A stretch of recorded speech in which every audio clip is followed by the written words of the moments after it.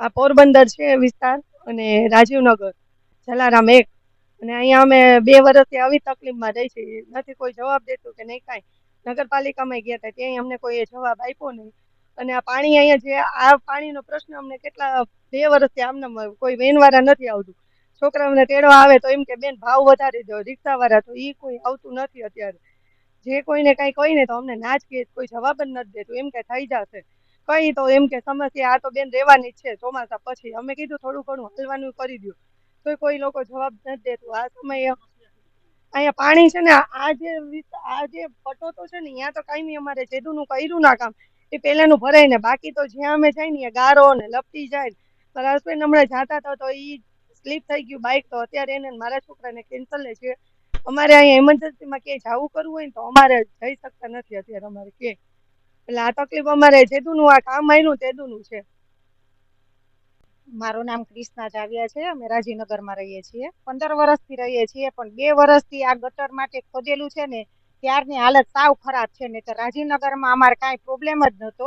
ને અત્યારે કીચડ અને પાણી, જ્યારે અમે બહાર નીકળીએ ત્યારે કીચડ ને પાણીનો સામનો કરીને જ નીકળવાનું. બહાર નીકળવું હોય ને જરૂરી વસ્તુ લેવા માટે તોય અમે એમ થાય કે આમાં કેમ નીકળવું. અને અમુક તો ઉંમરવાળા હોય ને પડીએ જાય છે.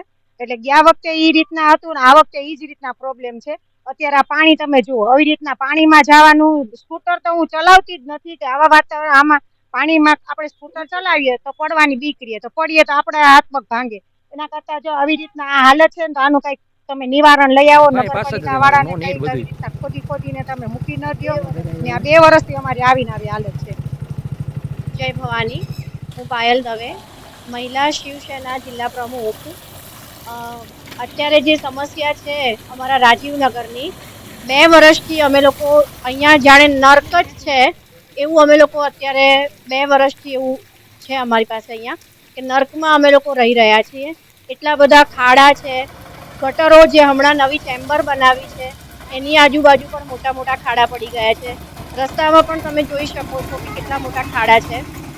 પાણીનો નિકાલ કરવાની જે સમસ્યા છે એનું પણ હજી પૂરેપૂરું અને અહીંયા રસ્તા પર જ્યારે અમને કપચી નાખવાનું કહેવામાં આવ્યું હતું એમાં માટી નાખે છે, ચીકણી માટી, અને લોકો ઘણા બધા રોજે રોજ પડી જાય છે. બાળકો, વૃદ્ધો, એ લોકોને ચાલતા જવામાં પણ બહુ જ તકલીફ પડે છે.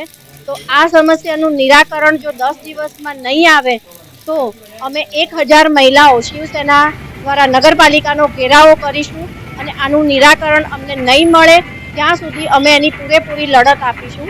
જય ભવાની.